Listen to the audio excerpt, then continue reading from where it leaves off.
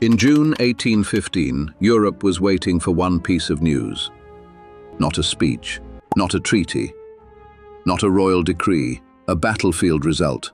Napoleon Bonaparte had returned from exile, rebuilt an army, and forced the continent back into crisis. Kings feared him, generals hunted him, markets watched him. But in London, the real question was not only who would win at Waterloo, it was who would know first. Because in the Napoleonic Wars, victory was not fought only with cannon, cavalry, and infantry. It was fought with credit, with gold, with bonds, with information. And in this world of slow ships, dangerous roads, and delayed news, one banker built a network faster than many states. His name was Nathan Mayer Rothschild. He did not defeat Napoleon with a sword. He did not command soldiers. But behind the armies that fought Napoleon, behind the subsidies Britain sent to its allies, behind the gold that kept campaigns alive, Rothschild helped build a new kind of power. Private finance, international banking, and information moving faster than government. At the beginning of the 19th century, Europe was a continent under pressure. From 1805 to 1815, Napoleon's empire shook the old order. France dominated much of continental Europe. Austria, Prussia, Russia, Spain, and Portugal were pulled into war, defeat, alliance, and resistance. Britain stood apart, protected by the Royal Navy, enriched by trade, and determined to prevent France from ruling the continent. But Britain had a strategic problem. It could dominate the seas, but it could not defeat Napoleon by sea power alone. To fight France on land, Britain needed continental allies. They needed weapons, uniforms, food, horses, transport, and pay for soldiers. War required money before victory was possible. In Britain, the state could tax, borrow, and issue government bonds. The City of London could mobilize credit on a scale few rivals could match. But financing war across Europe was different. Gold had to cross borders. Payments had to reach armies far from London. Exchange rates had to be managed. Suppliers had to trust the money they received. Foreign governments had to believe British promises would turn into real value. Paper credit had limits. Gold did not. This was the hidden engine of the Napoleonic Wars. The battlefield was visible. The finance was not. Nathan Mayer Rothschild understood that hidden engine. He was born in Frankfurt in 1777 into a family that built its strength through trade, credit, and relationships. The Rothschilds were not kings. They did not possess armies. They did not rule territory. Their power came from connection. Nathan was sent to England as a young man. He began in Manchester, in the textile trade, learning commerce from the ground up. But Manchester was only the beginning. London was the real prize. By the early 19th century, London was becoming the financial center of Britain's war effort. Government borrowing, bullion dealing, foreign exchange, and securities trading all met there. Nathan entered this world with discipline and aggression. He traded bills of exchange. He dealt in bullion. He handled foreign payments. But his greatest advantage was not simply capital, it was structure. The Rothschild brothers were positioned across Europe: Frankfurt, London, Paris, Vienna, Naples. This was not a modern multinational bank, it was a family network. But in a Europe divided by war, censorship, borders, and uncertainty, that family network became a financial technology. Nathan Rothschild turned family connection into infrastructure. And war made that infrastructure valuable. Britain needed gold for the Duke of Wellington's army. Wellington's campaigns needed money that could be used outside Britain. A promise written in London could not always feed soldiers in Spain, Portugal, or Belgium. Gold could. But moving gold during wartime was dangerous. Ships could be captured, roads could close, armies could shift, markets could panic. A mistake could destroy confidence and cost a fortune. This was where Rothschild became essential. He could source bullion, arrange payments, use agents, coordinate through family contacts, manage exchange, and move funds through a continent at war. But this was the machinery that kept armies alive. A soldier without pay becomes unstable.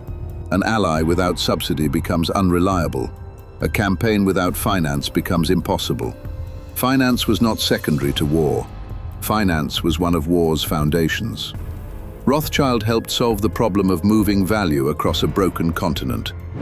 Gold transfers became military logistics. Banking became strategy. Credit became a weapon. And information became the bloodstream of the system. This is where the Rothschild story is often distorted. The famous legend says that Nathan Rothschild received early news of Napoleon's defeat at Waterloo, used it to manipulate the London bond market, and made a fortune in a single secret stroke. It is dramatic, it is cinematic, and it is deeply unreliable. The real story is more powerful. Rothschild's influence did not come from one hidden message. It came from years of building a faster financial network than his rivals. In a world without telegraph, speed changed everything. Early information reduced risk. Reduced risk improved pricing. Better pricing won government business. Government business built reputation.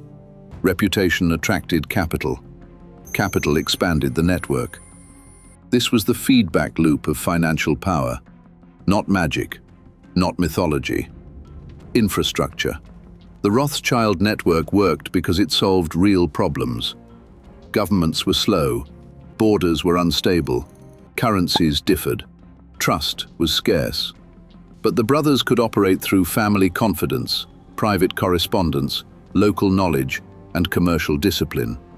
They saw Europe as a connected financial map. London linked to Frankfurt, Frankfurt linked to Vienna, Vienna linked to Paris, Paris linked to the bond market. Money moved through relationships, and during war the relationship between speed and trust became decisive.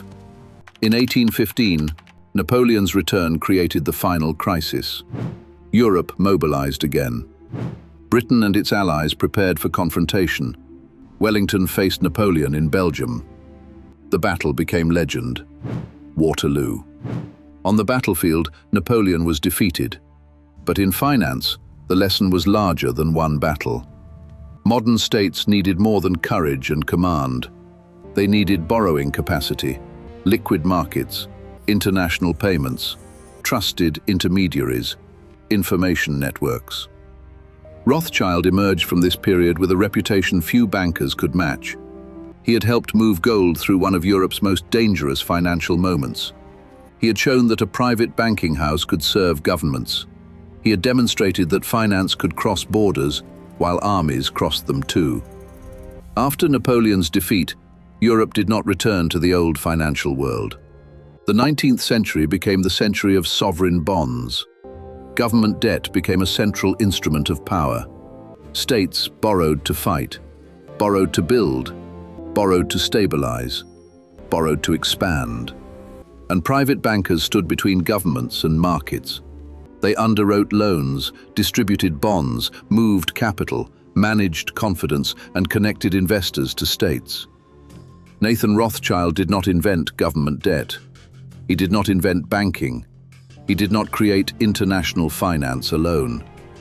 But he accelerated a transformation. He helped reveal that finance was becoming a system where the movement of money could shape the fate of nations. Napoleon tried to dominate Europe with military force. He moved armies across the continent, crowned kings, destroyed coalitions, and forced governments to adapt to his will. But against him stood another kind of power, quieter, less visible, harder to dramatize.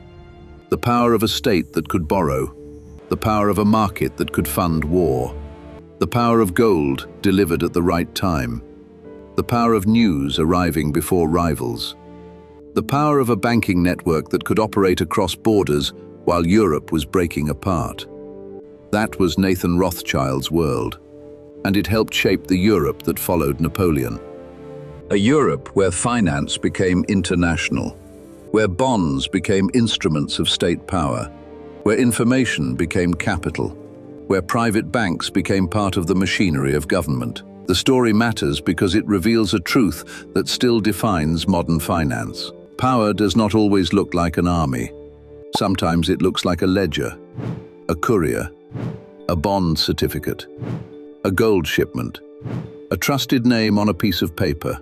In the Napoleonic Wars, Europe learned that battles decide borders, but finance decides whether battles can be fought at all. Nathan Rothschild did not defeat Napoleon with a sword. He helped finance the system that defeated him, and in doing so, he helped reveal the future.